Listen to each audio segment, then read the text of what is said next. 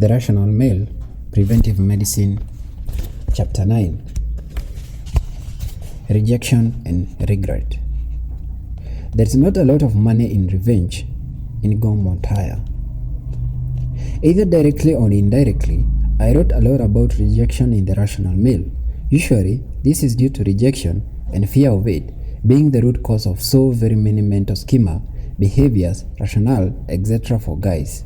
The chapter buffers from the first book outlines many of these rational conventions used to deaden or minimize the impact of rejection, but it's rejection and how one accepts it. It makes for a healthy or an unhealthy response to it.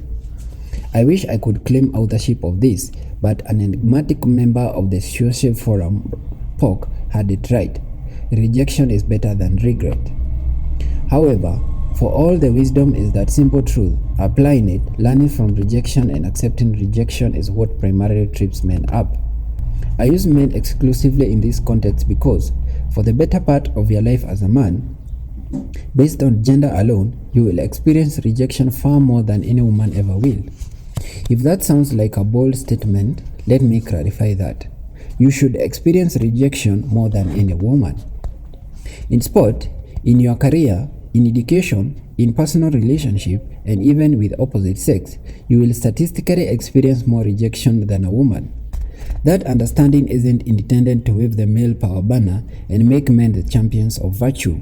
Neither is it to presume women don't experience rejections themselves. It is simple observance of the fact that rejection is an integral aspect of being male. Get used to it. So, rejection is preferable to regret. We get that. What we don't get is how to accept and deal with the rejection. I'm not going to type away here and pretend that I have figured it out yet. However, I can tell you men, boys, beta, and even the PUAs refuse to accept or deal with that rejection. Habits and mindset that constitute buffers are how men prevent rejection, not how they deal with it once they are experiencing it. But just as men and women employ rationales and conventions to prevent brutal or potential rejection, so too have they developed coping strategies, rationales, and techniques that afford them least amount of discomfort when they have been rejected, or in the case of women, when they are delivering the rejection. Remember, rejection isn't limited to just intergender instances. In fact, that's almost more interesting aspect. Your reaction to being rejected is a potential job will be far more measured than if you are rejected for intimacy with a woman. One reason we go to such great lengths to buffer ourselves against rejection is the fear of having to experience it, but often the fear of it more debilitating than the actual experience. Revenge. I mentioned revenge in particular because it's easily the most common and potentially the most damaging reaction men have with rejection. This can be from enacting something petty or annoying to be the actual murder of the rejecting woman. This is the "how can I get back at her" response, and while it may seem satisfying to teach her a lesson, trust that this lesson will never be taught by revenge, no matter how justified or deserving she is of it. Indifference, not revenge, speaks volume. The very consideration of revenge is a waste of time and waste of your effort that would better be spent learning and bettering yourself from that rejection. I can personally relate to a story of a young man who just released from prison. He killed the boyfriend from his soulmate, replaced him with he was 16 years, stabbing him 32 times. That was his revenge. It had been 2 years older and he wouldn't have put to death or served life sentence. You may not be that extreme in pursuing the cause of revenge, but the consequences are similar. For as long as you consider revenge, no matter how petty, you will still be attached to the emotions of that rejection. Accept the rejection, move on. Rejection is better than regret, literally in this case. Men aren't being prepared, aren't being raised to be men. In the monosphere, we constantly hamper this is to point that we make it a better personal pride and duty to instruct our fellow men less fortunate to realize it. Dealing with rejection is a linchpin of this. When I read posts from men, I would otherwise consider red pill aware contemplate how best to enact their revenge upon a woman who refused this approach, or in retaliation to a woman's infidelity. I wonder if they are enlightened as I give them credit. In facing rejection, you have choices to accept it. How you'll do so is a matter of your character. It is important to cultivate an almost third-person approach of accepting rejection. For a lot of people, particularly those unaccustomed to the new deep personal rejection, this is a tough order. And particularly so for men just beginning to put that they have learned in the red pill into practice. So get emotionally invested. That's never conducive for making good decisions, especially for men who would go better to rely on the rationality and pragmatism, and were particularly susceptible to the emotionless when they were adolescents and young adults with more limited capacity for thinking in abstracts. It is part of our human condition to desire what we think is justice. It is our nature to make comparisons in the instance of inequalities, to see them corrected. And although we already consider the ultimate consequences of our actions, this isn't the reasons why we should temper our desire for revenge. The thing we ought to consider is the overall efforts and the resourcefulness necessary in order to exert revenge, and weighing them against the things we might achieve for our own betterment by redirecting them to our own purpose. Even the efforts required to slight revenge are better spent in concerns in our own. This might seem like a long-winded way of saying living well is the best revenge, and to a degree, I think that's true. But be aware of the well-lived life spent in pursuit of revenge. Revenge should never be your motivation for success. Even the time and the mental effort needed to consider more appropriate way of making a woman aware of how she should feel the resourcefulness better spent on meeting new prospective women will reciprocate your interest. The root of confidence, developing, recognizing and acknowledging as many personal options as possible. Any effort you expend on revenge is a wasted opportunity to better yourself. Reference to detractors and personal success are far way better revenge than any one-sided injury you could inflict on them in return. 3 stories. One of my favorite way of helping young men understand how important their immediate concerns are over rejection is to put things into a large perspective. When you are in the moment and unable to see the forest of the trees, rejection seems to be so crushing. It's when you look at things in terms of how they play out in course of time and realize that instead of some horrible soul-destroying rejection, you really dodged a bullet that couldn't radically alter the progress of the better person you become. When I was 15 or 16, I was in total love, teenage lust, with this girl named Sarah. I did everything in the AFC handbook to get this girl, played friends with her after the LJBF, let's just be friends, rejection, wrote to her, called her all the time, etc. I got the I'm not ready for a relationship now. Right now before, she had hot monkey sex with one of my best friends. She was the alpha bad boy and she couldn't get enough of him even when he dumped her. And of course, I prayed right along. Flash forward to when I was 22, I had gotten my shit together. I was in the gym religiously, I played in a very popular band in the area, and I was walking through the outdoor halls of the college I attended when I heard some girl's voice say, "Rollo, hey." I looked around and literally looking right past her at first wondering who was calling for me, when she said, "Hey, it's me, Sarah." I looked down and sitting on this bench is this 300 lobes morbidly obese woman with the barely recognizable face of this girl I'd been obsessed over 6 years earlier. I was floored. Apparently, she'd gone through a rehab for a cocaine addiction and ballooned after it because she replaced the drug with food. For the first time in my life, I was speechless. The second story was about this one girl, Bridget, who I also had a major beta crush on in high school, and I lacked even the confidence to really approach. I self-rejected and disqualified myself horribly with her. And again, flash forward to about 22, I pulled this exact same girl in a club, who actually still looked pretty good, but now I can't keep her off me. I ended up turning her into a fantastic booty call after the first night. This girl would literally knock on my window and climb in through to fuck me in the morning before I left for class. However, later, it got to the point where I dumped her because she insisted on never taking birth control while presuming she was, and I thought I had a close call with her being pregnant. And that was tapping 4 or 5 other girls at the time that I thought were better placed to spin, even though I didn't know what plate theory was. The lesson is learned. What I couldn't get in high school ended up my leftovers just 5 years later. Lastly, I had my first real girlfriend look me up online once. This was the girl I first had sex with at 17, and I ended up moving up to college town. She was enrolling into so-called keep fucking her. I basically altered the course of my life for 2 years to accommodate her life decisions, only to have her cheat on me and break me up after I moved. She was my first, so like a well-conditioning beta. I naturally presumed she was the one, and the better I supported her, the more she'd appreciate me. Fuck me. So I took it pretty hard.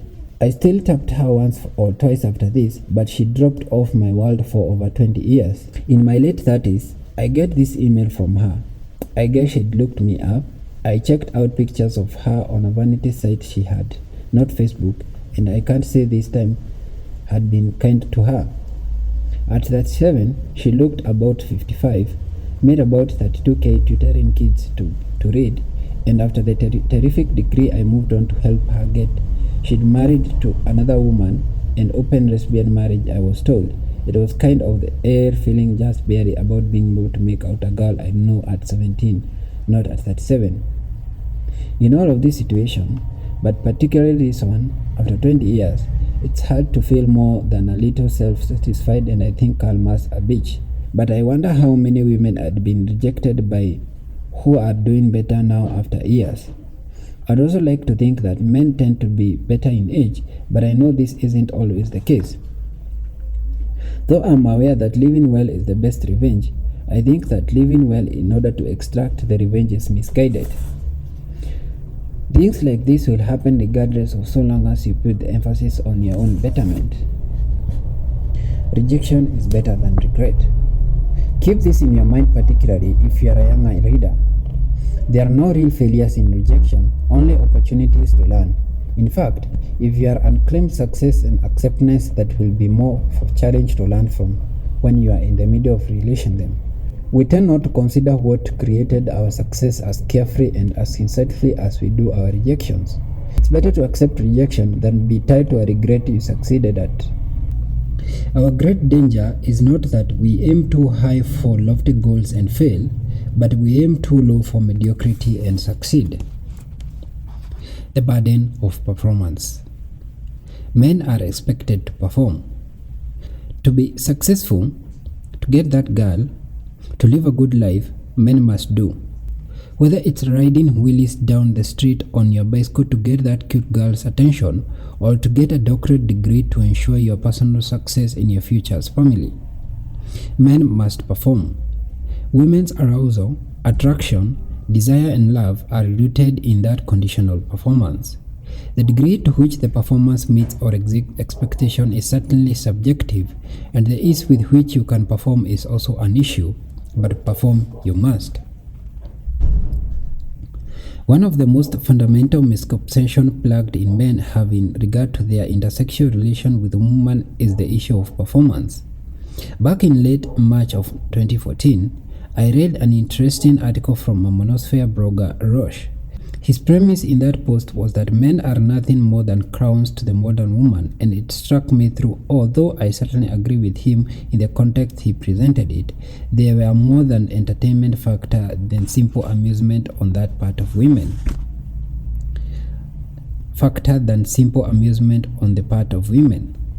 Quote, in our contemporary world, women no longer seek out of comfort or stability in men as they used to. They seek entertainment. They seek distraction. They seek hedonistic pleasure. This is why provider men, beta males, are so hopelessly failing today to secure the commitment of a beautiful woman in their prime. And this is why even lesser alpha males fail to enter a relationship with women beyond a few banks. Once the entertainment or the novelty you provide her declines, and it inevitably will, she moves on to something or someone else. In essence, the only way you can keep a girl if you can adopt the mentality of soap opera writer, adding a criffage to the end of each episode that keeps a woman interested when being a good man no longer does. After reading this, I tried to imagine myself being a recently unplugged man or a guy who is coming to terms with the uncomfortable truths of the red pill and learning that all of the comforting, just to be yourself, and right girl, it will come along. Rhetoric everyone convinces me that I have replaced by a disgenious need to transform oneself into a cartoon character in order to hold the attention of an average girl. That's kind of depressing, especially when you consider the overwhelming effort and the personal insight necessary in realizing red pill awareness. Roche later tampered with other posts, and although he clarifies things well in the game terms, the root of the frustration most guys will have with the crown factor is that, in these terms and in the context, their performance isn't who they really are. In this environment, it is easy to see what the MG2 men going out of their own way movement seems like an understandable recourse of red pill men. It is a very seductive temptation to think that a man can simply remove himself from the performance equation with regard to women. I'll touch on this later, but what's important here is understanding the performance game men are necessarily born into. Like it or not, play it or not, a man will always be evaluated on the performance or convincing perception of it.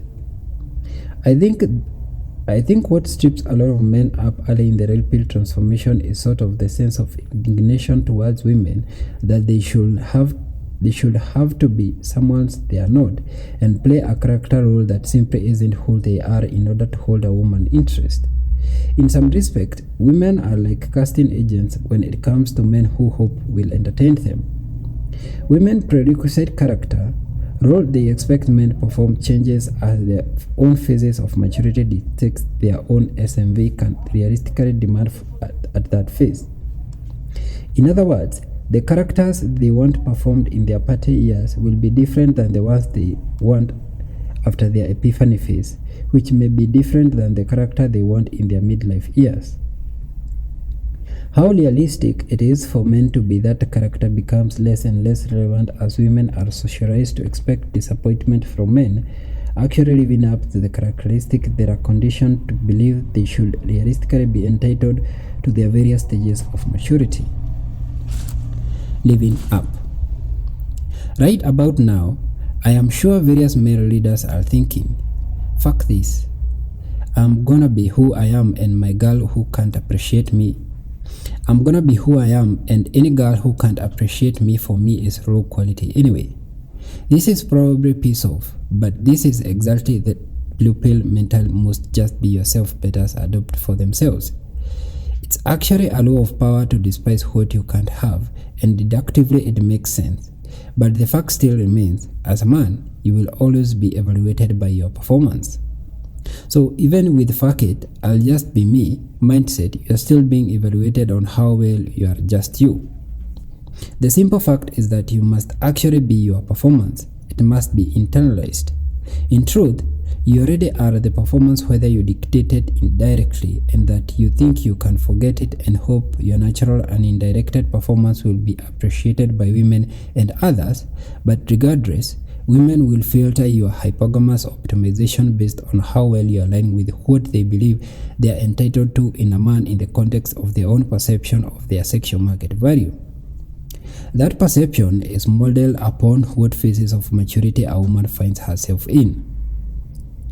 Looks, talent, tangible benefits, and other core prerequisites may change depending on the individual woman, but to be a man is to perform. Even if you're a self-defined man going in his own way who enjoys escort to fulfill his sexual needs, you will need to perform in order to earn the money to enjoy them.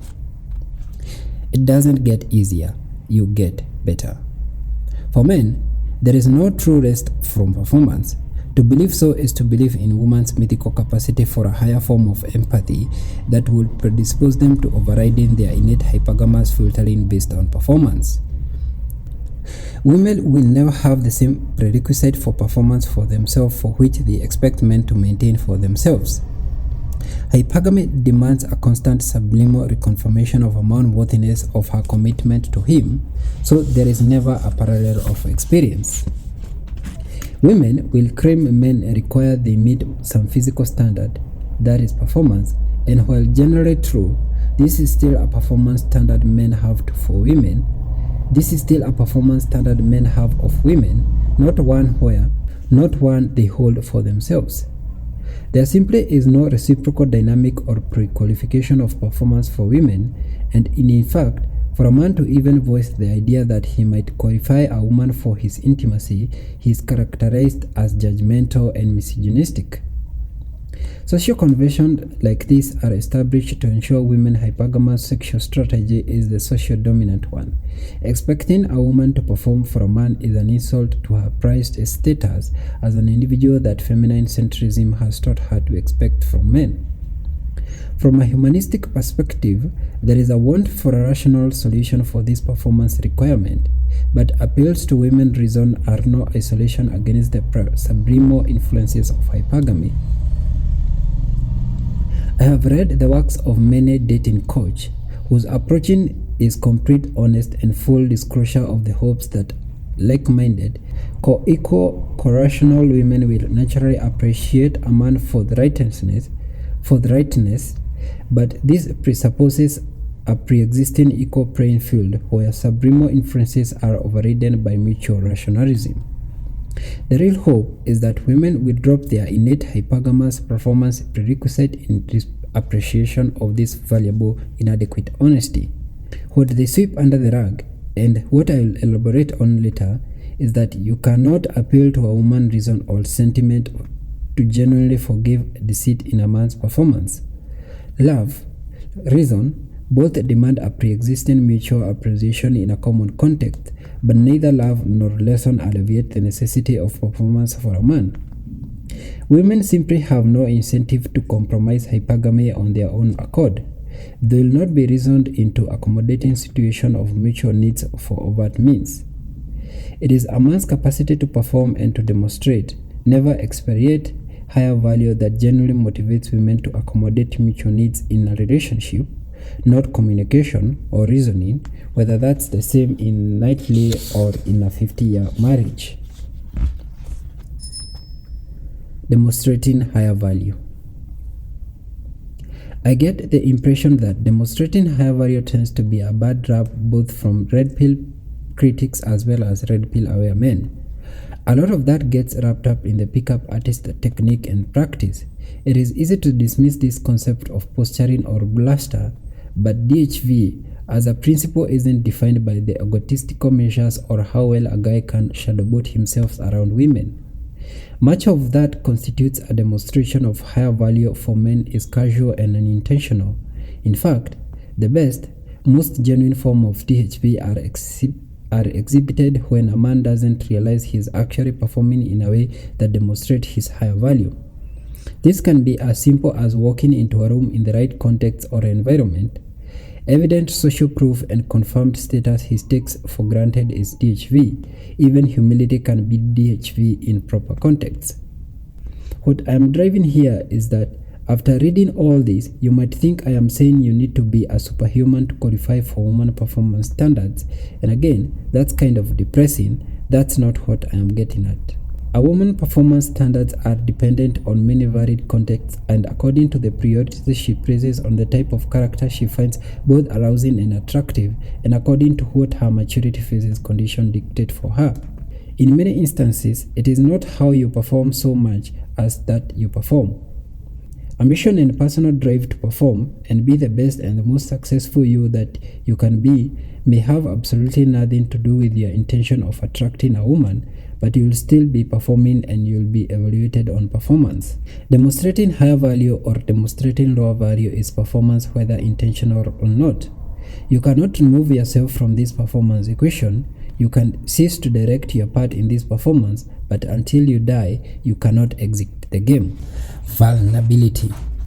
One of the most endemic masculine pitfalls men have faced since the rise of the feminine social primacy has been the belief that their ready display of emotional vulnerability will make men more desirable mates for women.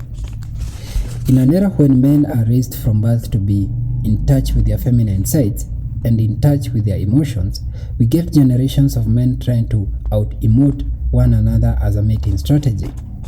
To the boys who grow into better men, The already eagerness with which they roll over and reveal their bellies to women comes from the conditioned belief that doing so will prove their emotional maturity and help them better identify with women they mistakenly believe have a capacity to appreciate it. What they don't understand is that the voluntary exposing of one most valuable elements isn't the sign of strength that a feminine imperative has literally bred to believe for into these men. A reflexive exposing of vulnerability is an act of submission, surrender, and a capitulation to the evident superior.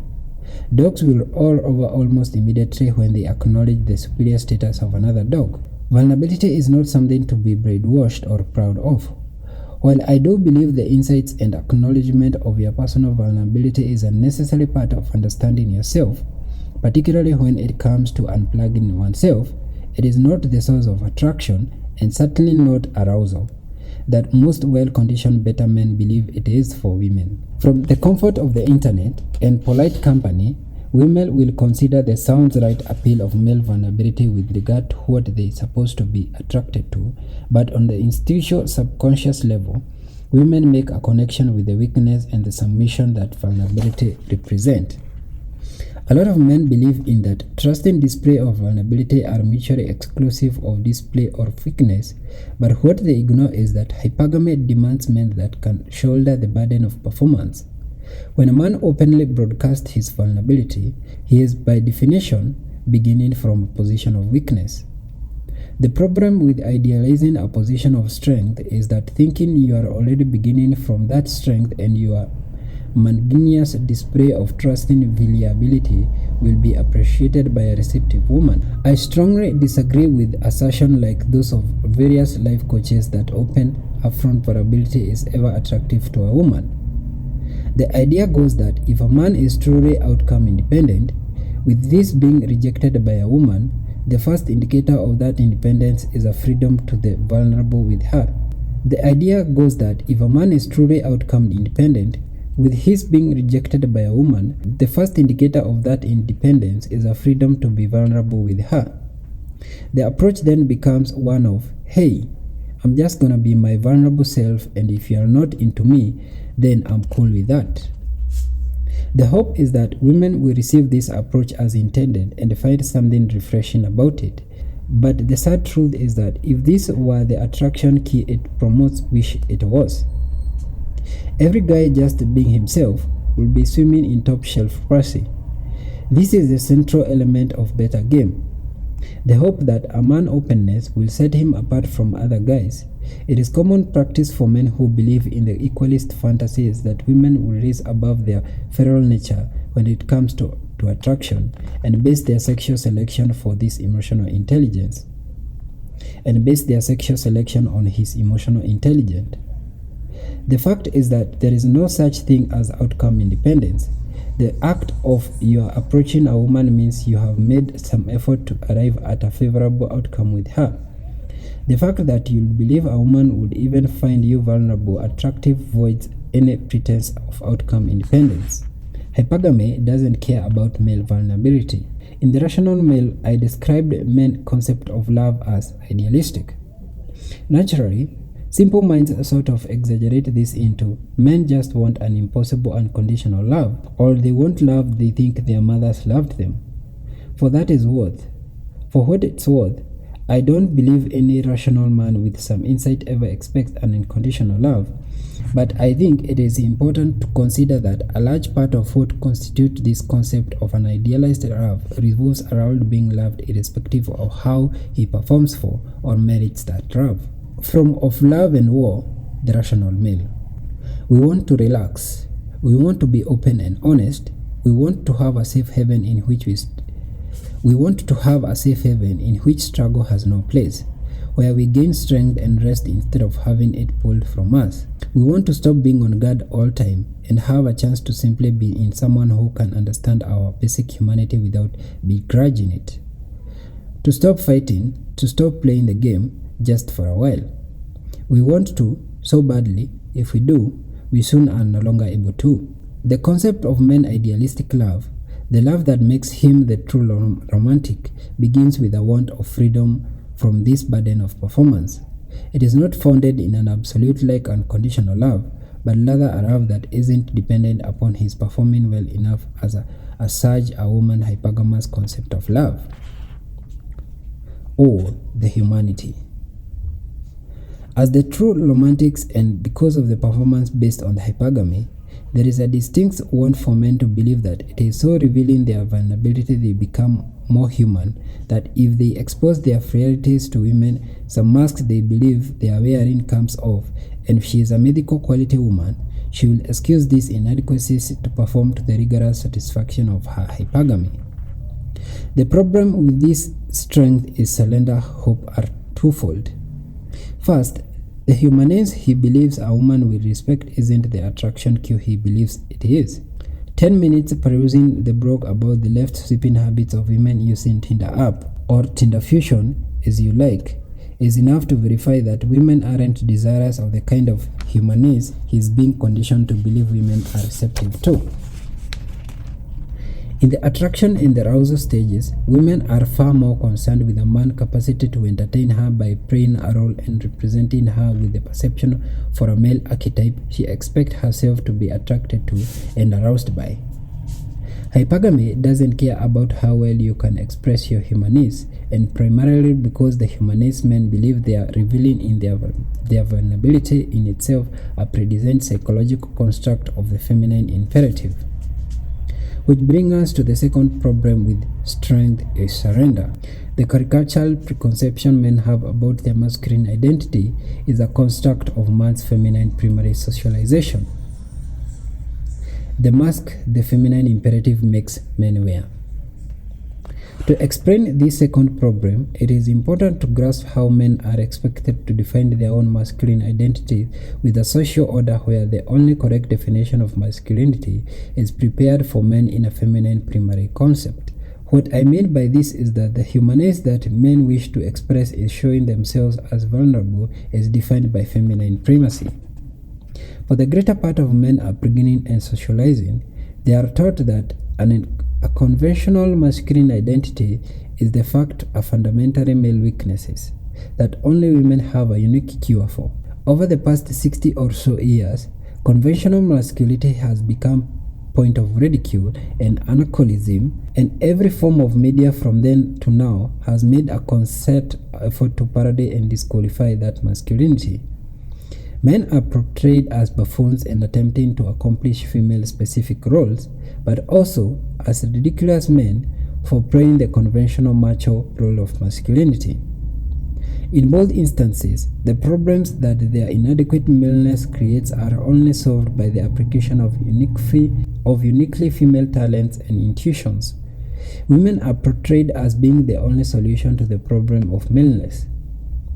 Perhaps more damaging, though, is the effort of feminine imperative has made in convincing generation of men that masculinity and its expression of any kind is an act, a front, not the real man behind the mask of masculinity that's already been predetermined by his feminine primary upbringing.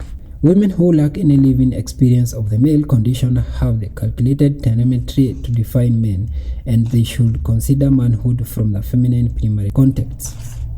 This is why men's preconception of vulnerability being a sign of strength is fundamentally flawed. Their concept of vulnerability as a strength stems from a feminine pretext. Masculinity and vulnerability are defined by a female correct concept of what should best serve the feminine imperative. That feminine defined masculinity, tough guy ridiculousness, feeds the need for defining vulnerability as a strength, roll over, show your belly, and capitulate the feminine definition of masculinity, and the cycle perpetuates itself. Men are ridiculous posers. Men are socialized to wear masks to hide what the feminine imperative has decided is their true nature. They are really girls wearing boys' masks. Men's shoulders extend from their inability to properly emote into women. Men problems extend from their inability to properly emote like women, and once they are raised better, by women and men who comply with the feminine imperative, they can cease being tough and get along better with women.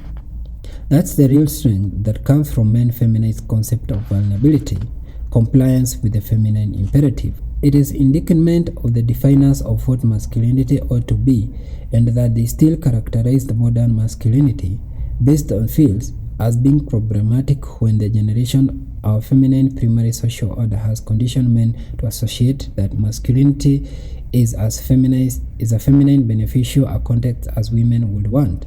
They still rely on an outdated formula which presumes the male experience is inferior, a sham, in comparison to the female experience, and they presume to know what the male experience really is and other feminine primary solutions for it. True vulnerability is not a value-added selling point for a man when it comes to approaching and attracting women. As with all things, any incidental display of your vulnerability is best discovered by a woman through demonstration, never explaining those vulnerabilities to her with the intent of appearing more human as the feminine would define it. Women want to bulwark against their own emotionalism, not a co-equal male emoter whose emotionalism will compete with her own. The belief that make vulnerability is a strength is a slippery slope from misguided attraction to emotional codependency, to overt dependency on a woman to accommodate the compensate for the weaknesses that vulnerability really implies. I know a lot of guys think that display vulnerability from a position of alpha dominance or strength can be endearing for a woman when you are endangered in a long-term relationship, but I'm saying that's only the case when the rare instance of vulnerability is intentionally revealed. Vulnerability is not a strength, and especially not when a man deliberately reveals it in expectation of a woman appreciating it as a strength. Vulnerability is not game. At some point in any relationship, you will show your vulnerable side, and there is nothing wrong with that. What's wrong is the overt attempt to play that vulnerability into a strength or virtue that you expect that women to appreciate, feel endearment over, or reciprocate with the display of her own vulnerability for. A chink in the armor is a weakness best kept from view for those who expect you to perform your best in all situations. If that chink is revealed in performing your best, then it may be considered a strength for having outcome it while performing to the best potential. It is never a strength when you expect it to be appreciated as such, the curse of potential. One of the most frustrating things I have ever to deal with in life is knowing men with incredible potential who, for whatever reason, never realize it or are fully because they deliberately limit themselves due to the better mindset.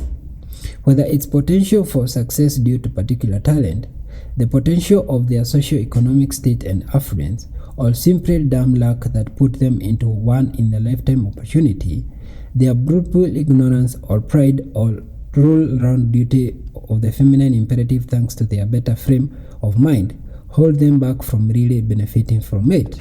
God forbid you'll have to cooperate with a guy like this in a business or a creative endeavor where your own likelihood might be attached to his inability to move past his better frame or his feminine conditioning. One of the benefits of becoming red pill aware is a heightened sensitivity to how the feminist world we live in is organized, and part of that sensitivity is becoming a better judge of better character and avoiding it, or least in so far minimizing another man's liabilities as a better to how his malaise could affect you. I used to work with a very rich man who owned a few of liquor brands I became involved in my career. While he was wealthy and had a certain knack for developing some very creative and profitable products, the guy was a deplorable champ with regards to his personal and romantic life. He was very much of a white knight better wandering martyrdom when it came to his wives and the women of his life, who were all too happy to capitalize on his very obvious flaw. At one point, he was attempting to launch a new product for which he needed some financial backing, but simply couldn't get it from investors because they weren't convinced their part in this venture couldn't end up as part of his next divorce statement since he was planning his third marriage. His self-righteous, love conquers all, one-night idealism chaffed at the suggestion he will need a prenuptial affidavit for anyone to even chance being involved with him professionally. But his proven better mindset was an liability to his realizing his full potential. His story is an exceptional illustration of this better limitation dynamic, but there are far more common examples with everyday men, I know, and you probably do too. That limitation may not even be recognized until such a time that it becomes an impediment to some future opportunity that opens up to you.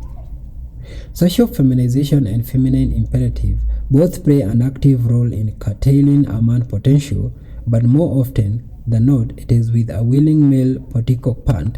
It is important for red pill men to remember that the feminine imperative is more concerned about women's perpetual long-term security than it will ever be about a man actualizing their true potential, even when it comes to his sacrificing and the potential to sustain her security, and by doing so to make him progressively less able to sustain it.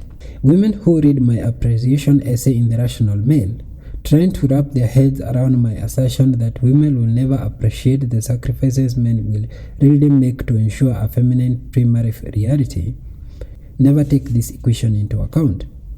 They think I am attacking the sincerity of their commitment by pointing out a class that flattering truth. Hypergamy wants the security of knowing, or at least believing, that a woman is paired with the best man her sexual market value merits, but the fundamental problem is that hypergamy conflicts with his capacity to develop himself to his best potential. Tanky hypergamy. Hypergamy wants a pre-made man. If you look back at the comparative SMV curve at the beginning of the timeline, one thing you'll notice is the peak SMV span between the sexes. Good looking, professionally accomplished, socially mature, has game, confidence, status, decisive, and just gets it when it comes to women, ideally characterizes this peak. Look at any of the commonalities of terms you see in any would like to meet a portion of a woman online dating profile. You begin to understand that hypergamy wants optimization, and it wants it now. Because a woman's capacity to attract her hypergamous ideal decays with every passing year, her urgency demands immediacy, with a man embodying as close to that ideal as possible in the now. Hypergamy takes a big risk in betting on a man's future potential to become, or get close to being, her hypergamous ideal, so the preference leans towards seeking out men who is more made than the next. The problem with this scenario, as you might guess, is that women SMV depreciate as men appreciate, or at least should appreciate. The same hypergamy that constantly tests and doubts the fitness of a man in seeking its security also limits his potential to constantly satisfy it. Developing potential. The blog Just 4 Guys had an interesting article of qualifying sexual market value. Rollo Tomassi at Rational Male has a differing graph of the sexual market value based on his personal estimation. While his evaluation of female SMV with age matches both these graphs quite closely, the same cannot be said of the male SMV. However, the difference is that he is measuring potential SMV rather than the actual SMV, and he believes that older men who maintain a proper lifestyle can maximize their SMV so far higher levels than younger men can. By age 36, the average man has reached his own SMV apex. It is at this phase that his sexual, social, professional appeal has reached maturity, assuming he is maximized as much as his potential as possible. It is at this age that women hypergamous directive will find him the most acceptable for long-term investment. He is young enough to retain his physique in better part, but old enough to have attained a social and a professional maturity.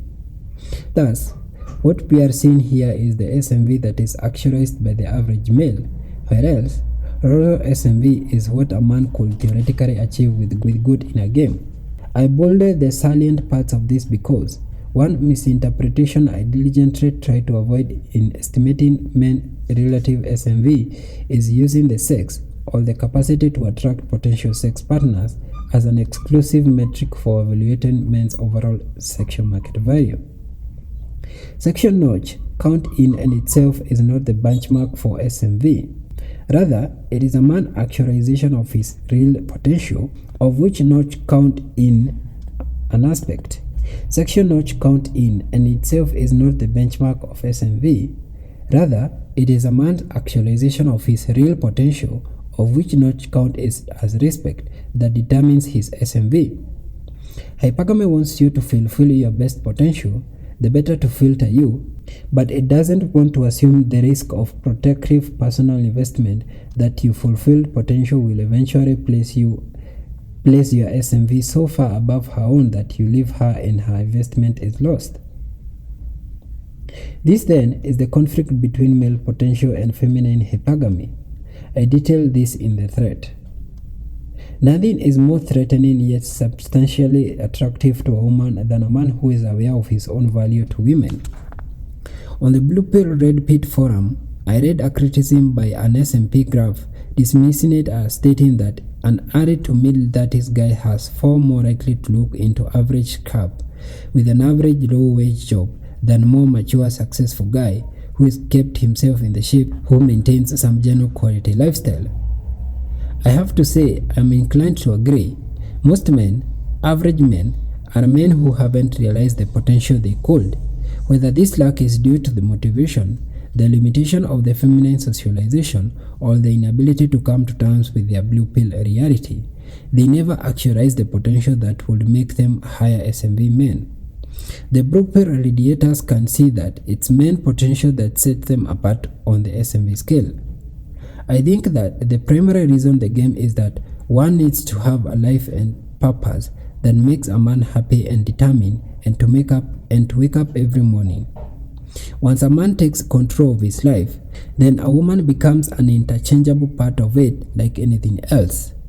The road to that state only lies through relentless self-improvement, and the shedding of that state only lies through relentless self-improvement and the shedding of prior limitations. Otherwise, the same brutal cycle repeats itself. Dream killers. Women should only be a complement to a man's life, never the focus of it. How common it is today to be married or getting married before we have realized any of our potential. For all of the articles I have read mooning about the limitless generation of adult males we have inherited, that's far removed from the reality of the young men I do consult with. No, what they want is just enough game knowledge to connect with their dream girl and relax into a blissful beta cocoon of monogamy. They want to commit. Their lifetime beta psychological conditioning makes commitment an urgency for them. It never ceases to amaze me when I talk with those young men in their teens and 20s and they go through the lengths to impress me with their fierce independence in every other realm of their lives. Yet they are the same guys who are so ready to limit that independence and ambition in exchange for dependable female intimacy. They are far too eager to slap on the handcuffs of monogamy rather than develop themselves into men of ambitions and passion that women naturally want to be associated with. The truth, however, is that the longer you remain uncommitted, the more opportunities will be available for you. It has been stated by wise men that women are dream killers, and while I agree with this, it has been stated by wise men that women are dream killers, and while I agree with this, I'll say this is due to more than man involved. I'd say this is due to more than the man involved, and his own complicity and apathy than more grand scheme of women, and his own complicity and apathy than some grand scheme of women. It is actually in woman's best interest that you don't commit to them for a variety of reasons. I realize how counterintuitive that reads, but in your being so readily available, you decrease your value of. I realized how counterintuitive that reads, but if you being so readily available, you decrease your value as a commodity to them. Scarcity increases value, and particularly when the reason for that scarcity is something that serves another interest. As in this example, the mid-20s man pursuing his ambition to become an attorney in law, or the paid interim spending hours at the hospital, or the premier intern spending hours at the hospital with the aspiration of becoming a doctor, is hindered and encumbered with the complication that maintaining a monogamous relationship necessitates for him. His time and efforts need to be applied toward achieving his goal to become an even higher value man, not just in terms of financial success, but to his own edification and confidence. Needless to say, the constraints and obligations that maintain a monogamous relationship require, both in time and emotional investment, make achieving these ambitions far more difficult. I tend to promote the idea that men should be sexually and emotionally non-exclusive until age 30, but this is a minimal suggestion. I think 35 may even serve better for men. The importance being that as a man ages and matures in his career, his ambition and passions, his ability to better judge character, his overall understanding of behavior and motivations, etc., he becomes more valuable and most desirable to women, and therefore enjoys better opportunity in this respect. Women's sexual market value decreases as they age, and it is at this point the balance dips into the maturing man's favor. It is the men who realize this early and understand that bettering themselves in the now will pay off better in the future, while still enjoying and learning from the opportunities that come from being non-exclusive and non-committal, make him a man that women will compete for in long term. In your mid-20s, you are at the apex of your potential with regards to the direction you will influence your life to go. I am not going to make any friends by pointing this out, but that pisses off most serial monogamists in the unspoken regret of having assumed the responsibility of what monogamy demands before they truly understand their potential. If you are single at 35 with a moderate amount of personal success, you are the envy of most men because you possess two of the most valuable resources men your age or older statistically do not: time and freedom. I envy you. You are unshakable by the responsibilities, liabilities, and accountabilities that most men your age in marriages, long-term relationship with children, and recovering from divorce must contend with daily. Without any intention, you are in such a position that you can go into any direction of your choosing without considering the impact of your choice for anyone but yourself. Many other men, even in the most ideal of the long-term relationship, do not have this luxury. When you think of all these responsibilities that are required of most men and women in modern life today, you have won the lottery. I once asked what I would buy if money were no object, to which I answered, time. Power isn't financial resources, status, or influence over others. Real power is the degree over which you control your life. And right now, you are powerful. Trust me, this is as good as it gets, and this is made all better because you are old enough to understand and appreciate what is really at work here. Women are just damaged goods to you now. So what? You have the freedom to sample and indiscriminately or particularly as you choose. Can't find a good long-term relationship? Why would you want to? Let her find you. You fear you'll end up old and lonely? I'd fear end up paralyzed by the fear of loneliness that you will settle for a lifetime of controlling misery in a passionless marriage. I'm an adherent of the build it and they will come school of thought in this regard. Women should only be a complement to a man's life, never the focus of it. It is better to choose the path of least resistance to get an idealized prefabricated intimacy or self-development and get the same intimacy. Is it better to choose the path of least resistance to get to an idealized prefabricated intimacy or self-develop and get the same intimacy? True. Both instances put women at the focus of a man's life, and this is the position that most women will find endearing at first, but suffocating in the end. Women want their men. Women want a man who other men want to be, and other women want to fuck.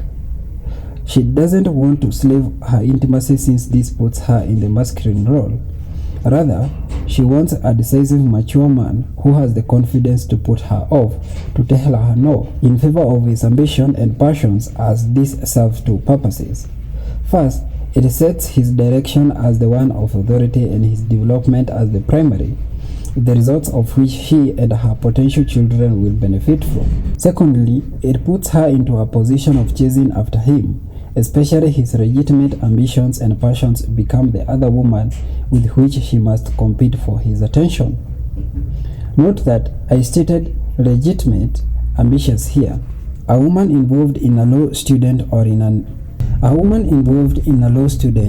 intern who have the potential to become lawyers and doctors are very solid bets for future security. An artist or musician, no matter how talented or committed to their passion, will only be viewed as beneficial if they can prove their case to select women. However, this can be offset by single-minded determination, once again, with select women with a capacity to appreciate this. This said, think about the fellow who chosen to be a plumber or a mechanic as his calling. The best plumber in the world is only going to so far unless as he dreams to his own business. The best plumber in the world is only going too far unless he has dreams to own his own business. All of this is limited by a man's attitude towards the opposite sex. Women are dream killers, not because they have the agenda to do so, but because men will all too willingly sacrifice their ambition for a steady supply of pussy and the responsibility that women attach to this. So yes, it is better to develop yourself rather than take the path of least resistance. That's not to say don't date or enjoy women until you are out of college. In your 30s, you have your career in order. It is to say don't consider monogamy until you are mature enough to understand its limitation and you have achieved a degree of success to your own satisfaction according to your ambition and passion. It is also to say that women should complement and support your plans for your own life. Mental point of origin. Self-concern without awareness. In the first book, people thought I was crazy to hold up a guy with Corny Willington as an example of the Alpha Buddha, but there are other examples of the same unpracticed self-unaware mojo as Corny. Personally, I was at my most alpha when I didn't realize I was. That's not Zen. It's just doing what came naturally for me at a point in my life when I had next to nothing materially, only a marginal amount of social proof, but a strong desire to enjoy women for the sake of it, enjoying them in spite of it. Some of the most memorable sex I have had been in a flat, broken monastery. It didn't matter that I lived in 2-room studio in North Hollywood or had beer and mac and cheese in the fridge.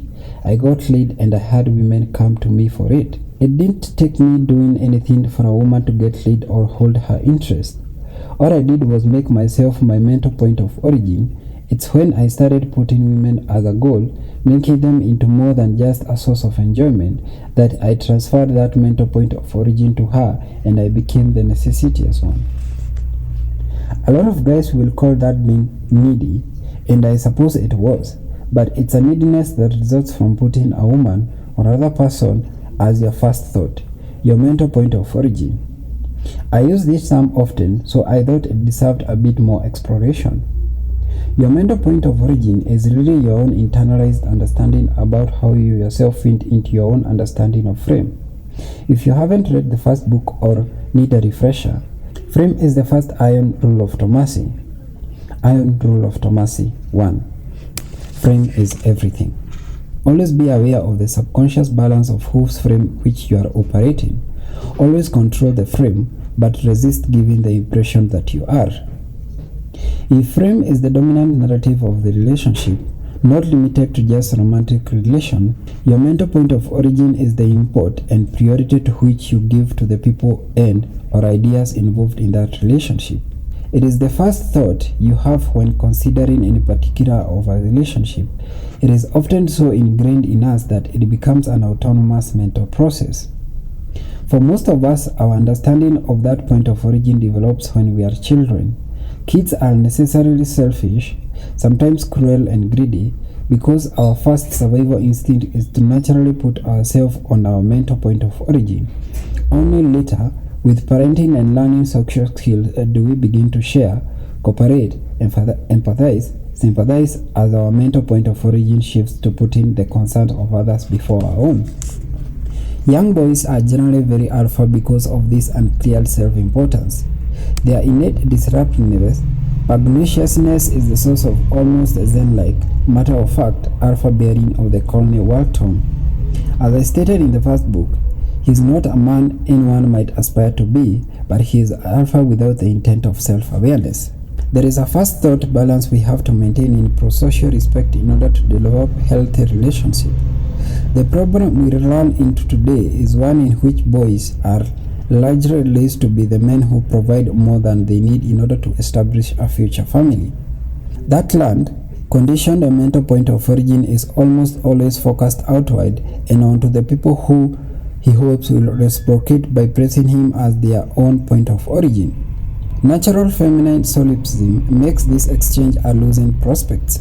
Women are both raised and affirmed by a vast social mechanism that not just encourages them to put themselves at their mental point of origin, but it shames and ostracizes them for praising it on someone or something other than themselves. By now, I am sure that much of this comes off as some encouragement towards rationality, selfishness, or narcissism, but putting oneself on this point of origin doesn't have to mean being antisocial or sociopathic. It requires a conscious decision to override an internalized understanding of oneself, but by praising yourself as your mental point of origin, you are better positioned to help others and judge who is worth that effort. It often requires some emotional trauma for men to realign themselves as their own point of origin, and I feel this is necessarily part of the unplugging, but the real challenge is how to deal with the trauma in the red pill awareness state. If you are to kill the better in you, the first step is praising yourself as your own mental point of origin. So there are some things you'll want to ask yourself. Is your first inclination to consider how something in your relationship will affect you or your girlfriend, wife, family, or both? When men fell into relationship with authoritarian, feminine primary women, their first thought about any particulars of their action is how this woman will respond to it. Not is his own involvement or his motivation for it. Are you a peacekeeper? Do you worry that putting yourself on first priority will turn a woman off, or do you think it will engage her more fully? Are you concerned that doing so may lead to your own form of solipsism, or do you think enlightened self-interest serves your best interest and those with whom you want to help or become intimate with?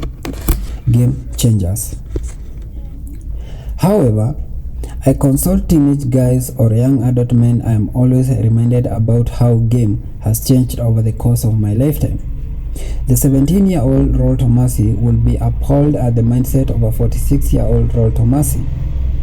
Granted, much of that shock would probably be attributed to the lack of experience my younger self and in regards to the human nature, and if I am honest, I suffered from the same naivety most young men who when it comes to judging people's character.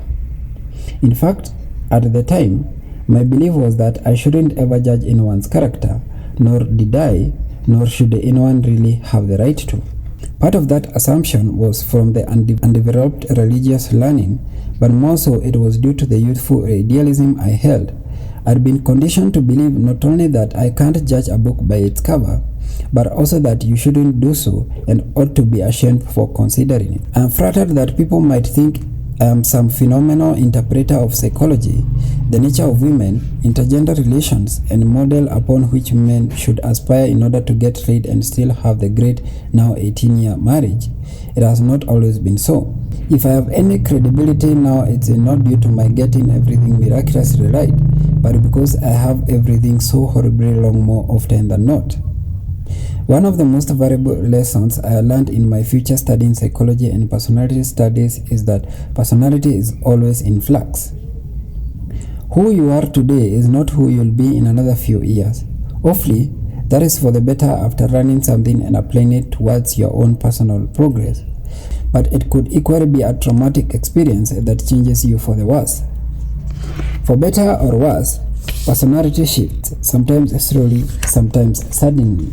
And while you may retain aspects of your personality, mannerism, talents, past experience, and beliefs into your next iteration of yourself in a new phase of your life, rest assured you will not be who you are now or any other time. Game beyond PUA.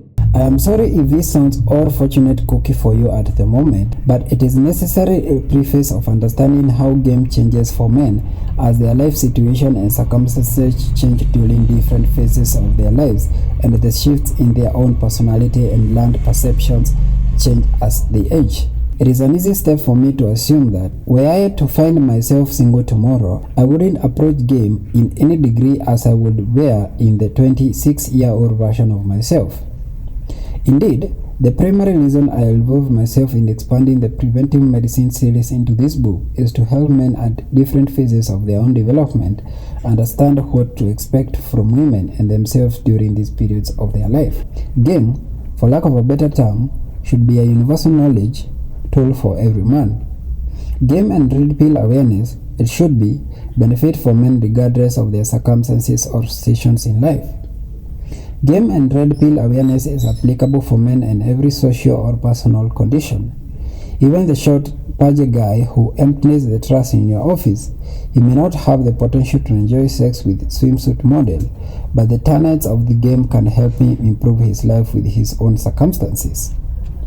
When I was writing The Rational Male, I specifically wrote and published a post on the evolution of game to be included in the book in order to demystify the impression of game in which I still think people, particularly the blue-pilled and unintended, sometimes intentionally misconstrue as some of the magical panacea to their girl problems. My definition was, for the unfamiliar, just the word game seems to infer deception or manipulation. You are not being real if you are playing the game. From the onset, we are starting off from a disadvantage of perception. This is further compounded when attempting to explain game concept to a guy who's only been conditioned to just be himself with women, and how women originally hates guys who play games with them. As bad as that sounds, it's really in the explanation of how game is more than the common perception that prompts the discussion for the new reader to have it explained to them. At its root level, game is a series of behavioral modification to life skills based on psychological and sociological principles to facilitate intersexual relations between genders. Game has more application than just in the realm of intergender relations, but this is my best estimation of game for the unintended. Game is the practical application of the new knowledge and increasingly broadened awareness of intergender relations, often referred to, for convenience, a red pill awareness, by myself and others in the broader monosphere. Game begins with red pill awareness and using that awareness to develop game. Quote, the body of infidel evidence collected by 15 years of PUA is far more reliable and varied than anything social science has produced on seduction. End of quote. Nick Kressner. As I've written in the past, everybody has game. Every guy you know right now has some idea, methodology or system of belief by which he thinks he can best put himself into position of relating to and becoming intimate with a woman. From even the most rank beta plug-in to the 14-year-old high school freshman boy, every guy has some notion about what he, and by extension or men, should be in order to become intimate with a girl. I described this in beta game when I outlined the beta plan for identifying with women's needs and adopting a feminine primary mental point of origin in order to become more of the tangents of his affection. What formalized game comes down to is what generally works for the betterment of his life. Men don't seek out monosphere because their beta game works so well for them. I'll admit, this was my own game when I was in my late teens. Like most properly conditioned young men, I subscribed to the idea that men needed to be more empathetic and sensitive to women's experience rather than putting priority on his own as the most deductive means of getting a girlfriend who'd appreciate my uniqueness for being so in tune with the feminine. If you'd have asked me at the time, the mid-80s, my belief was that the best way to get the girl was to take women to their word, use their advice, be their friend and make her comfortable, sacrifice your own chauvinist, self-importance and support her importance, and mold your innocent male self into a more perfect feminine ideal. The idea was that the lesser you made yourself, the more you made her, and the more likely she was to reciprocate intimacy in appreciation. That was my game up until I learned through trial and painful error that women loathe a man who needs to be instructed on how to actually be more attractive to women. I didn't understand that by subscribing to this spoon-fed feminization game and overtly advocating for it, I was only advertising for the very girls I wanted that I just didn't get it. This was simply the first stage of game changing for me, and I'm fairly certain that you'll read a similar story from most of the monosphere heaviest hitters. I'm peripherally familiar with early histories of the likes of the blogger POAs like Roche, Nick Crosser, and even Mastery, so I don't think it's too much of a stretch to say that the game they practice today would be foreign to their younger selves. When I moved into my rockstar 20s, I began practicing a new form of game, one based on social proof and demonstrating higher value DHV. Of course, I had no idea I was practicing any game at the time. I had reinvented myself and my identity shifted into that of a guy who was spinning plates, being more self-concerned and enjoying the benefits of the social proof and DHV. But if you had asked me what I have done to affect that change, or how my game was affected by it, I wouldn't have been able to give you any answer then. Game was just instinctual for me. Now in my married years, as a husband and a father of a teenage daughter, and my professional life in liquor and casino world where I interact with beautiful women on weekly basis, I still employ game when I don't realize I am. However, that game is compounded, internalized results of what I have learned and used since the days I believed that be nice for girls to like you, teenage game, assumed mystery, command presence, and fear other principles became much more easier to employ as a mature man, but also how new grasps of how women's lives have more or less predictable pattern for them. Thanks to my line studying behavioral psychology, I understand the methods women use to prompt and provoke men shit test. Thanks to my red pill awareness and simple understanding on how women biology influences hypergamy, I now understand why they do so, and more importantly, how to avoid the traps and falling into the worst aspects of women's dualistic sexual strategy. All of this influences my game in me now. As before, I don't play a constant conscious game of mental chess in my dealings with women, and even the men in my social and professional life, I just like it. It is important to consider that the concept of game you might be struggling with now was probably some other man's experience before you encountered it. What is game for me at 46 is still more likely to have the exact same utility for me at 56, but I'll stay sharp and learn along the way. I develop new game for that phase of life. In Rollo's book, Posse Paradise, he has a quote in it that struck me. I paraphrase. There are a lot of men who tell me that they wish they knew back then what they know now, but all likelihood that knowledge wouldn't serve them as well as they believe it would. They'll simply make new mistakes and hopefully learn from them based on the things they never had any experience of in the now. There is always additional knowledge a man can know when he possesses the highest level of knowledge. The male experience. A little over 16 years ago, my wife was pregnant with our daughter. For most of her adult life, Ms. Tomassi has been a medical professional, medical imaging, so while she was pregnant, she and her girlfriends at the hospital will take any free moment they got to sneak into the ultrasound room and have a sneak peek at our gestating daughter. As a result, we had about 4 times as many ultrasound pictures as most of other couples get. I actually have images of my daughter as a multi-celled organism. It was during one of these impromptu scanning that we discovered what gender our child would be. We were both more than a bit impatient and didn't want to wait for the silly build-up of the OBGYN would make to revealing the gender. So we hit the girlfriend in my wife and do another ultrasound around the right trimester. So we hit up a girlfriend of my wife to do another ultrasound around the right trimester. She scanned for a bit and said, "Oh yeah, you've got a girl." We asked how she could be so sure and said, "Her hands aren't in the right place."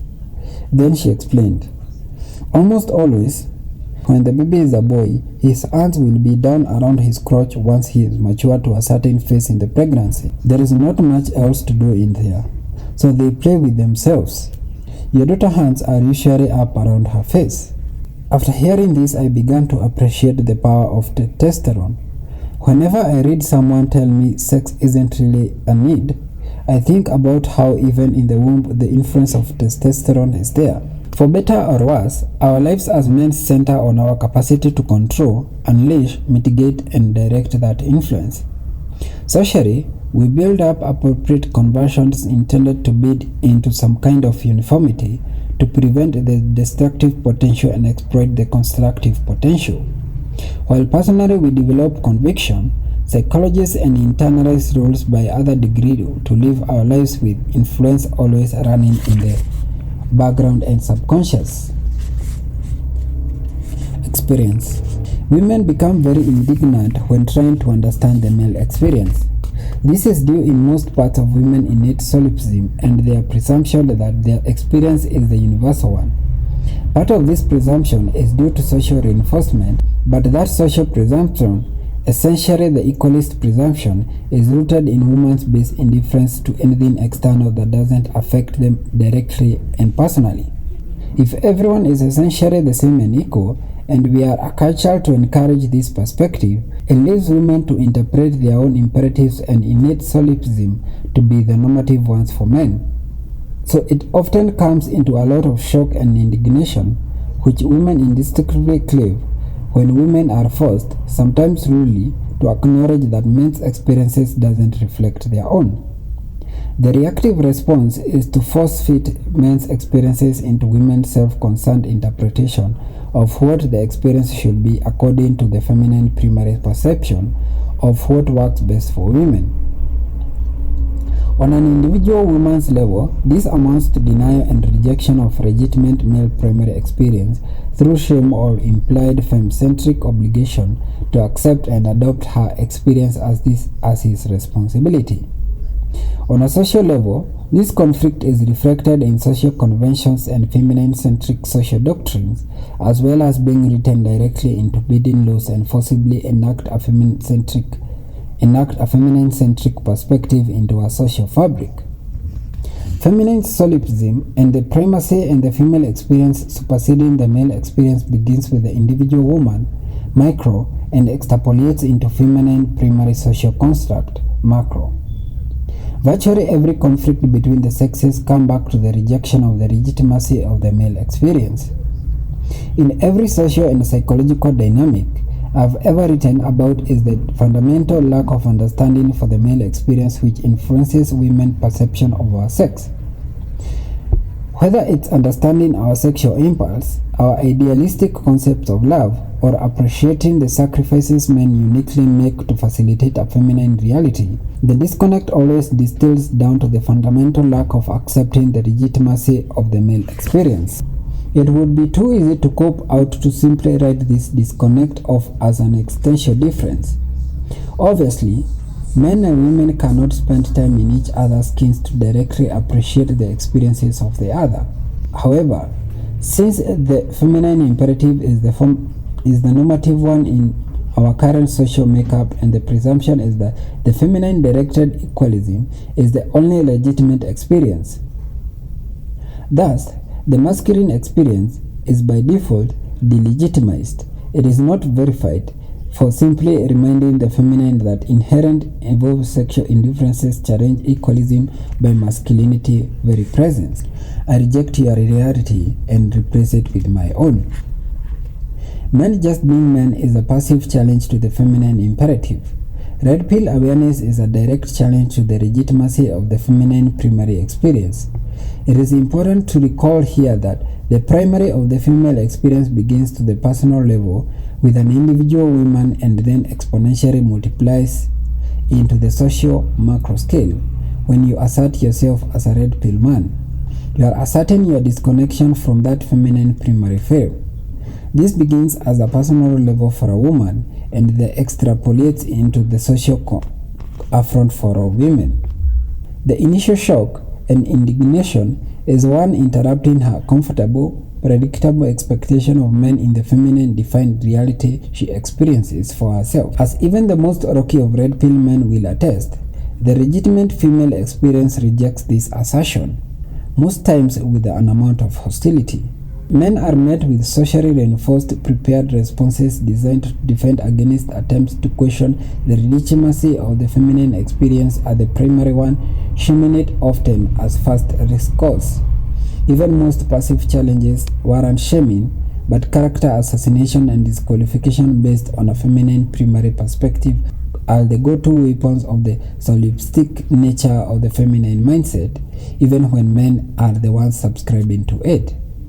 The next weapon in the feminine psychological arsenal is historics. Aggrandized exaggeration and overblown strongman tactics may seem like a last resort of women, as a last resort for women to demand attention to rationally impose his red pill legitimized male experience, but no, historics for that are a careful design, feminine specific and socially approved for feel safe for women. In the same vein as the women prerogative, women reserve the rightness of changing their minds. In the feminine mystics, female historians are legitimized and socially inscribed tactic with the latent purpose of protecting a woman's solipsistic experience. She is an emotional creature, and your challenge to her ego only brings out the hysteric in her. It's men's fault that they don't get it, and it's men's fault for bringing it out in her by challenging her solipsism. And thus is she excluded from the protective historics at men's cost. And thus is she excluded from her protective historics at men's cost. It is important for red pill men to understand what their presence, much less their assertion, mean to the feminine. Their very existence, just their questioning, represent a challenge to individual ego-invested feminine solipsism. Always be prepared for the inevitable defense of a woman's self-importance, even in the most measured approach. You are essentially breaking a woman's self-concept of reminding or asserting that her experience is not the universal experience. There is a temptation for red pill men to be comfortable with a woman who accepts red pill truths, only to find that her ego will just accept the parts of those truths that is comfortable with and benefits from. That solipsism doesn't die once she acknowledges the legitimacy of your experience, any more than your sexual imperative dies if you accept her experience as a legitimate one. The love experience. How then can men and women love each other intensely and genuinely in an era of unapologetic feminine primacy and unignorable open hypergamy? After absorbing the import of the timeline of women maturity and the prime directive it demands from men in the feminine primary social order, you'll probably be left with some hesitancy to believe that a shared love can ever be possible in an co-elementary sense. The same thing we need to consider is the male experience versus the female experience. I hate to get too extensive, but it comes down to our individuated experience as men and women. I am going to give two examples here. There is an interesting conflict of societal messaging we get from an inequalitarian feminine primary social order. This is one that simultaneously tells us that we are not so different, or we are more alike than we are different, and then yet implores us to still celebrate our diversity and embrace or tolerate our differences as people. This is easily observable in issues of multiculturalism, but also universally cross over into issues of gender. The most popular equalist trope is that concepts of gender are only social constructs, and that women and men are comparative existential equals, and only their physical plumbing makes them different in form. From a red pill perspective, we see the error in evidence and egalitarian fantasy. I have written countless posts and essays on the evidential and the logical fallacies that make up gender equalism, but the important thing to be aware of is the conflict inherent within that belief. Equalism expects men and women existential experience to be the same, while at the same time pleads that we embrace the differences it purports we don't actually have. It fundamentally denies the separation from the evolved biological and psychological perspective that men and women experience life in different ways. The idea is that it's the nebulous society that fetishly determines our gender experiences unless, if nothing, all is truly influenced by human beings' psychological, biological firmware. I had a commenter drop the following in one of my related threads. I think men have no innate desire to marry up. Hypergamy doesn't compute for us. I know what hunger feels like, and I assume women feel it the same way I do. I am empathetic to poor, hungry children because I know what they are feeling. However, I have no idea what hypergamy feels like. I never felt its pull. My second example comes from the women and sex section in the Rational Male, in which I explore the fallacy and the social convention that insist women are just as sexual as men, and that women want sex, enjoy sex, even more than men. This canard is both observably and biologically disprobable, but the presumption is based on the same "we are the same but celebrate the differences" conflicting principle that I mentioned above.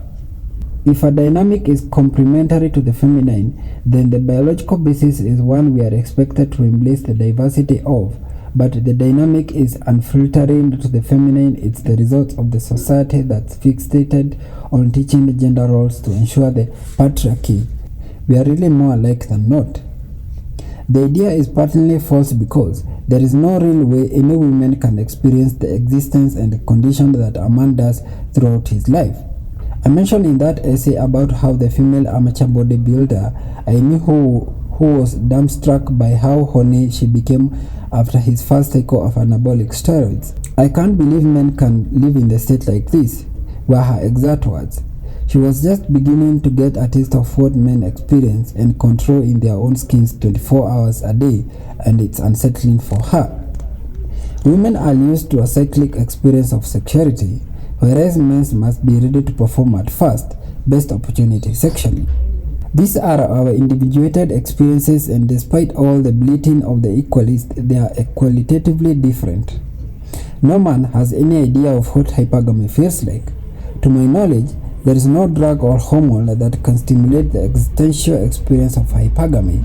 Even there were, men and women minds are fundamentally wired differently, so the stimulated experience could never be replicated for a man. I understand how hypergamy works from observing the behavior and understanding the motivating biology for it.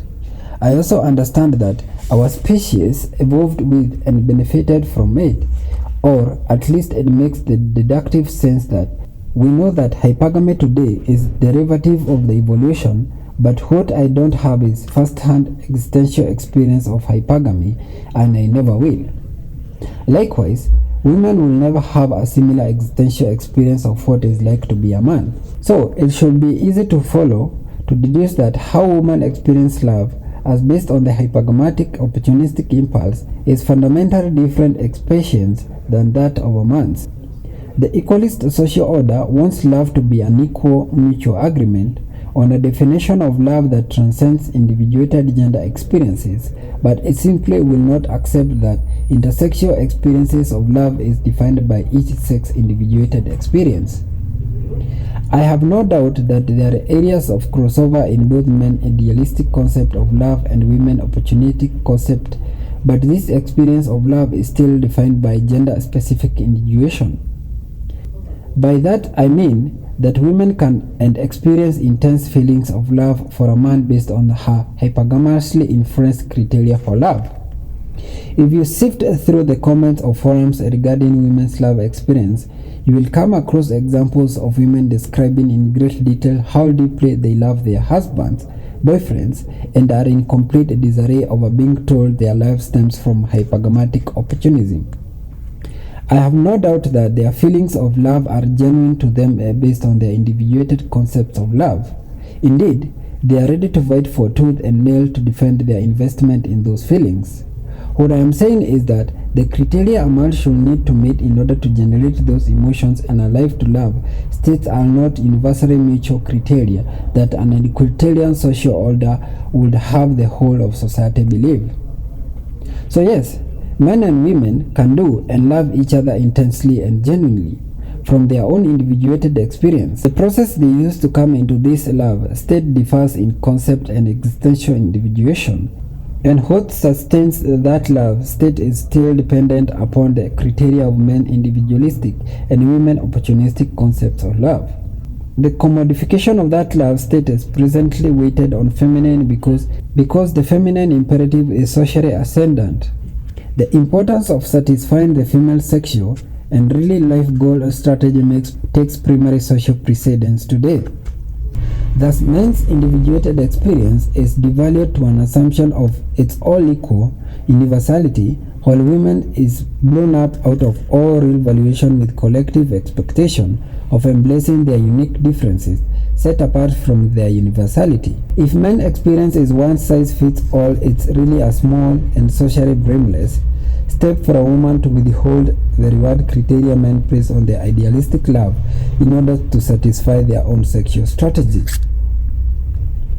Women's social primacy allows them to feel good about themselves for commodifying the idealistic rewards men value to come to their own state of love as well as maintain it. It is one further step to embrace the concept that men's experience of love, the idealism he applies to it, and even his own sexual and life imperatives are in fact the same as those of women, while still setting women apart when it serves them both. Thus, the cardinal rule of sexual strategies comes to the feminine primary consolidation by socially convincing men that women's experience and imperatives are, or should be considered to be, the same as men's individuated experiences. Add women's already innate solipsism to this, and you have a formula of a gender universal presumption of experience of love based primarily on the individuated female experience of love. In other words, women expect men to socially and psychologically agree with, reinforce and cooperate with the opportunistic feminine model of love as the equalist gender mutual model of love while still believing that women share their own idealistic model. It is the correct model that should work for everyone. Also, women's solipsism would have us believe. Midlife epiphanies. It is ironic that man should be made to feel infertile or less than responsible for indulging in his own wants. For certain, a surprise sports car purchase may be an extreme example, but sometimes over-exaggeration is necessary to illustrate a larger point. That larger point is the nature in which women in a feminine primary social order exercise a de facto personal and social control over men. It's part of the feminine matrix to think that responsibility should be uniquely framed in what best serves the feminine. Due to the lifetime of conditioning, we literally don't know any other way to interpret it most of the time. When a man begins to go rogue, the feminine imperative has many pre-established social conventions to mediate this. Obviously, designating men's correct role as responsibility to serve the feminine frame is the social control, but there are other powerful conventions that the imperative uses. One of these is the myth of the midlife crisis. A lot of hokey comedies have been produced covering midlife crisis. Usually, the main characters are cast as overweight scrubs trying to recapture their bygone days. In real life, men are ridiculed, usually around age 40, for losing their mojo and acting irresponsibly or erratic in some silly gestures or claiming his independence. This masculine shaming hides a more desperate latent purpose for the feminine. The sexual market value crossover. The most stereotypic midlife crisis occurs for a man around age 40. As I illustrate in the sexual market graph, it is important to remember that a man's sexual market value really begins to peak between 36 and 38. It's usually at this point that the most blue pill of men begin to see and design the women's sexual strategy, the role he now realizes he's committed himself to and have the best chance to truly unplug from the matrix. It is also at this point that the threat of a man becoming self-aware of his now fully developed sexual market value has its greatest urgency for women to replace him from realizing. Even lifelong blue-pilled men generally come to an understanding that their wives' sexual market value has dropped and realize their own sexual market value is comparatively greater. For the first time in the relationship history, he faces the cardinal rule of relationship from his own perspective. Women need him more than he needs women. The feminine imperative has come to expect this awakening. In decades past, before there was a feminist game, Before there was a connectivity we have today, the feminine imperative relied upon the social controls that limited a man's becoming aware of his sexual market value. Through pop culture and mass media, men were taught to expect a prefabricated personal crisis, even enlisting men to promote the idea themselves. However, the imperative cast the crisis as irresponsible and juvenile. It relied upon the time-tested shaming of masculinity in the hope that men would self-regulate when the time came that their sexual market value outclassed that of the woman in his life.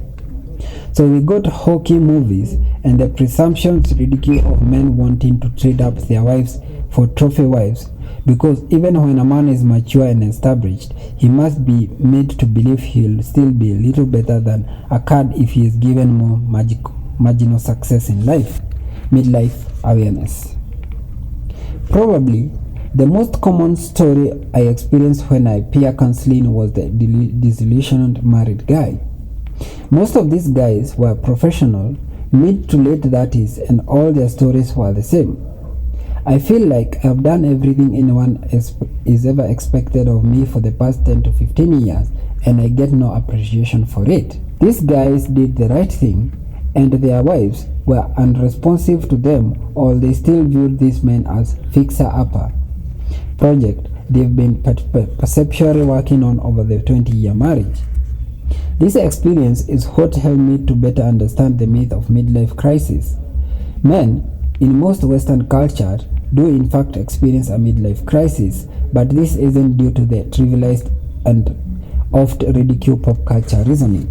Women and feminization would have us believe that men experiencing a midlife crisis need to buy a sports car or divorce their wives in favor of a trophy wife due to some repressed need to recapture their lost youth.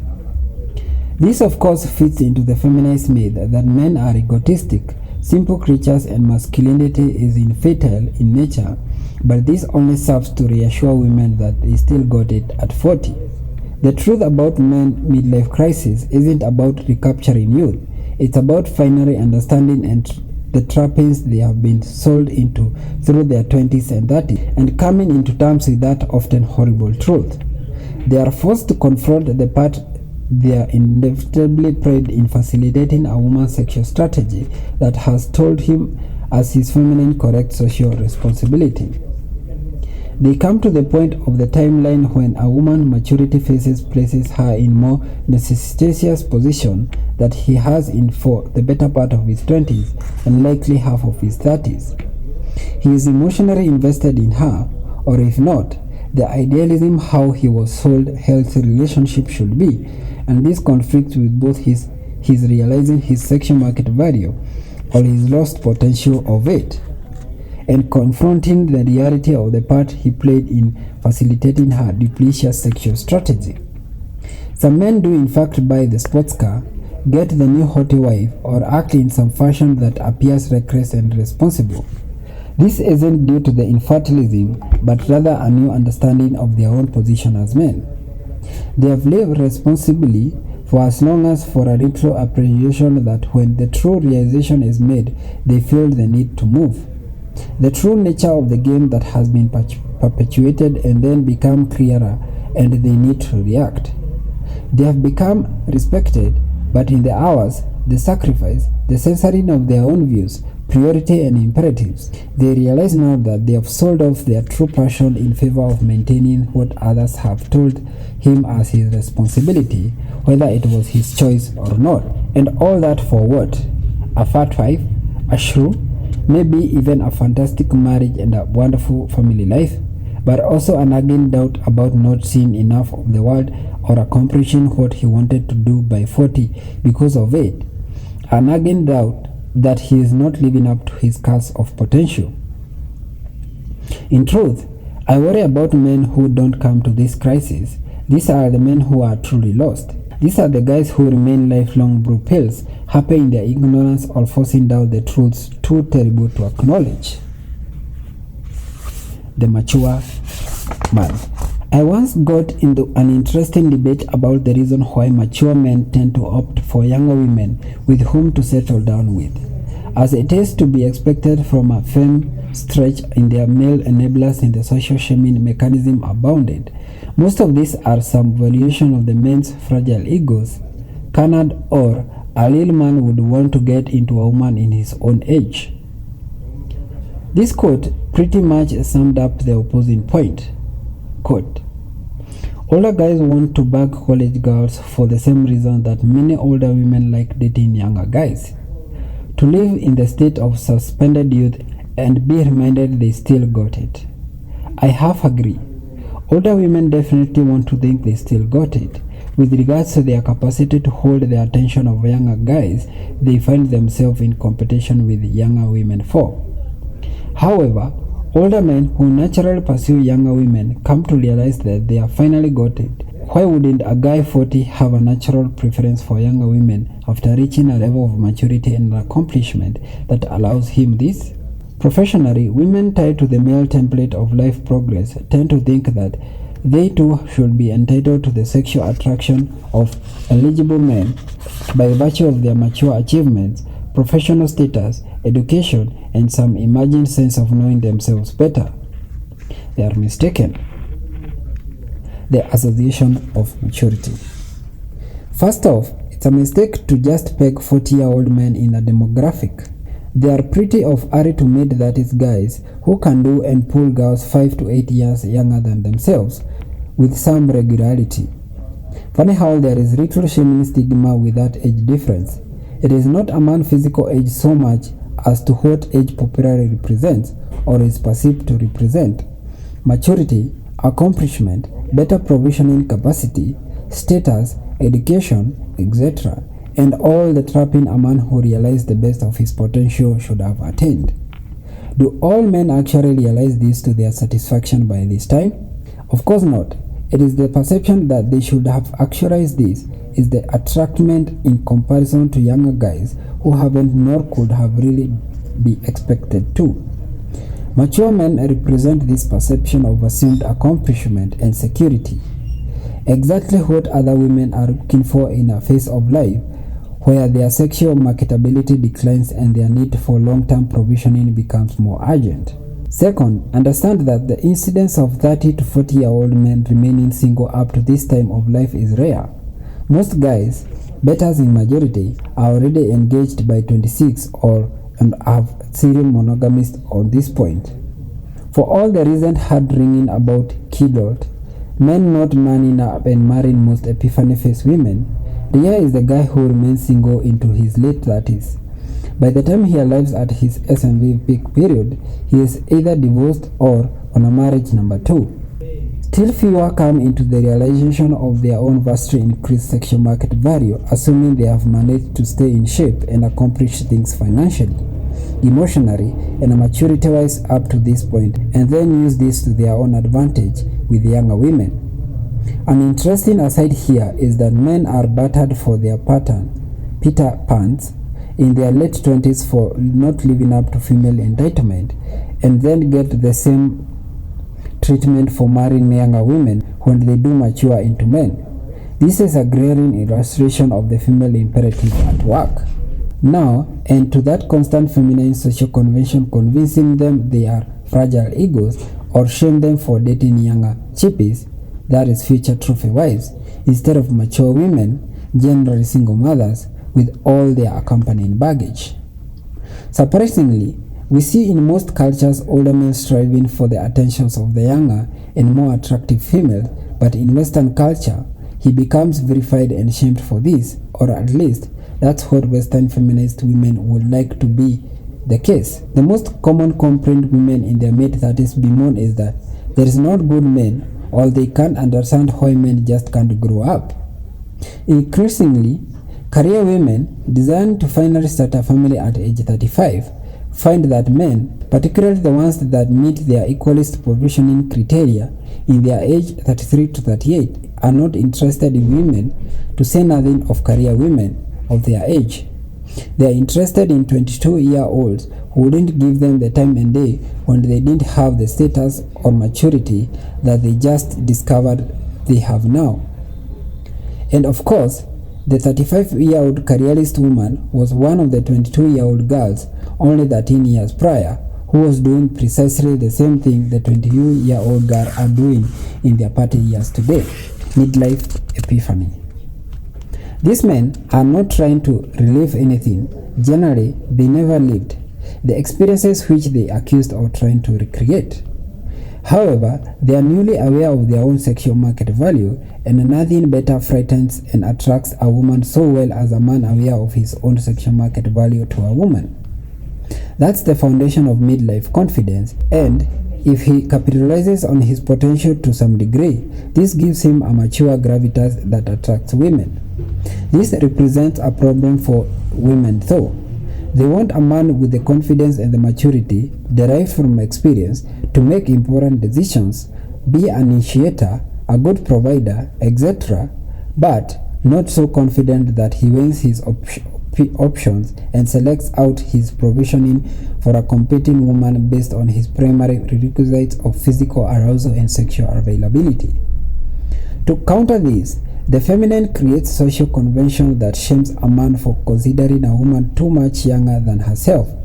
This has the latent intent of leveling the S&P playing field in order for her to compete with women who are younger, hotter, and more sexually available than a woman progressed in years.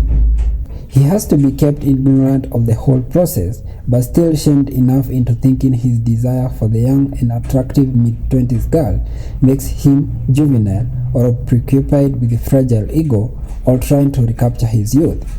The feminine reality demands for the disarmed from pursuing his interest in favor of women's sexual strategies, and the same way to do is to slam his interest as a perversion. Quote, to most college girls, a guy in his 40s, even 30s, he's usually the creepy old man, even he takes good care of himself. The old guy usually ends up trying to fit into the young girl's world instead of the other way around. This common refrain of the feminine imperative is the creepy old man tactic. I don't necessarily disagree with this as an observation. However, I believe its effect is contextual. I'm regularly at events, mixers, clubs, promos, trade shows, and extra, and as part of the work where I approached by many young women, if the 40-year-old guy is perceived to be attempting to fit in with the age social peers, then this is absolutely correct. The disconnect comes from a man who'd otherwise be perceived as possessing the attributes he should have for this age, trying to retrofit himself into another generation's social profile. That is when he becomes an old guy in the crowd.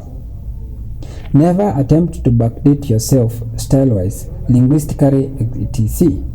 If you are attractive, the girls who want to associate with a mature man will find you.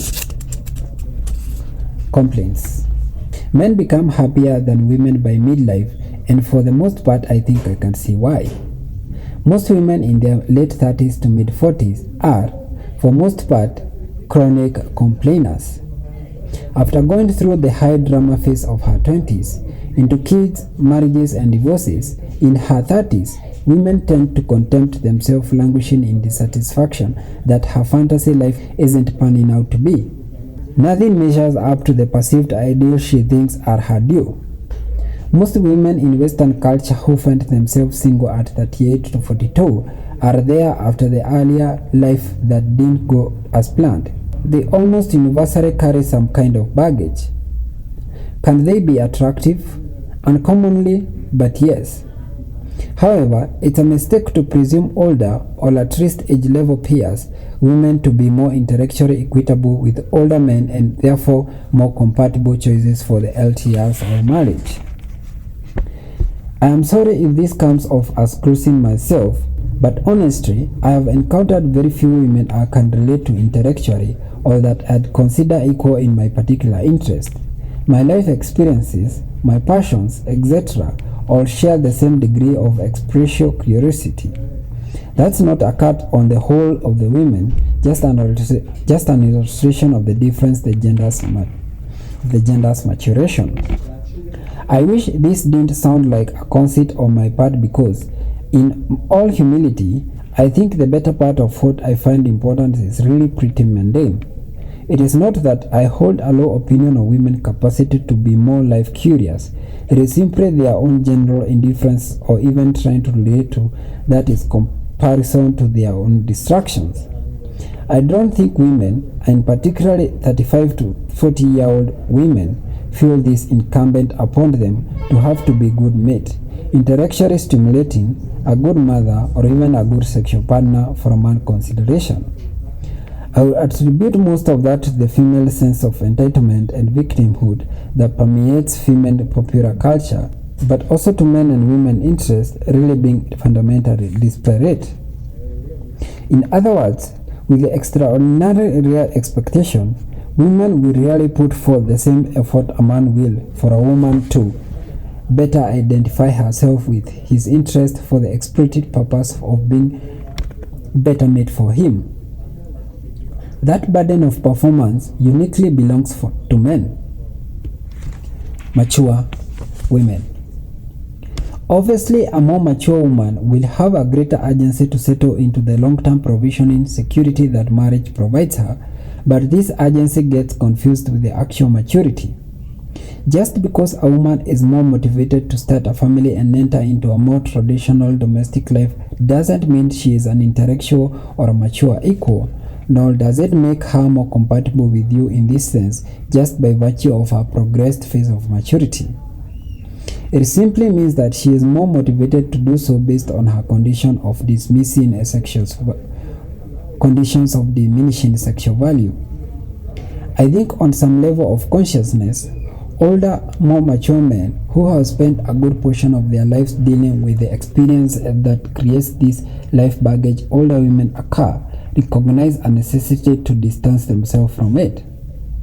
After making the sacrifices and avoiding, or not, the pitfalls that he must become the healthy, mature, and accomplished man that older women complain are in such short supply, I think it's pretty matter of fact to seek out a younger, hotter, more sexually available woman with little to no baggage. The counter to this is the feminine social convention of shame I have covered earlier. Men on a basic functioning level are pragmatists, even when they do allow our emotion to get the better of us.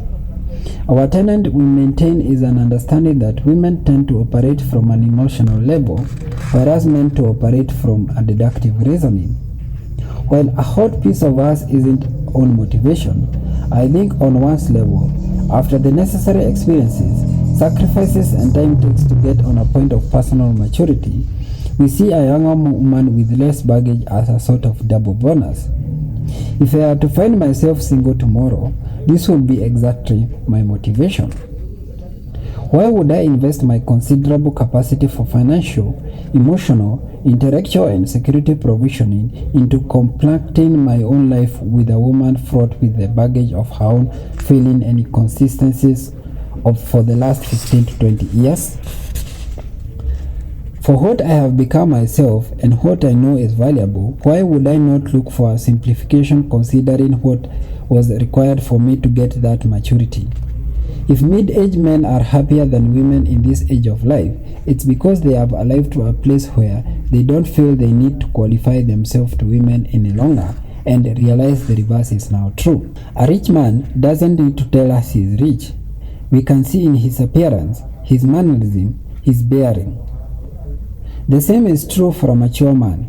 In this maturity, he is comfortable in the knowledge that he doesn't need to prove it by qualifying himself to social conventions that are counter to his own self-interest and his well-being. End of chapter 9.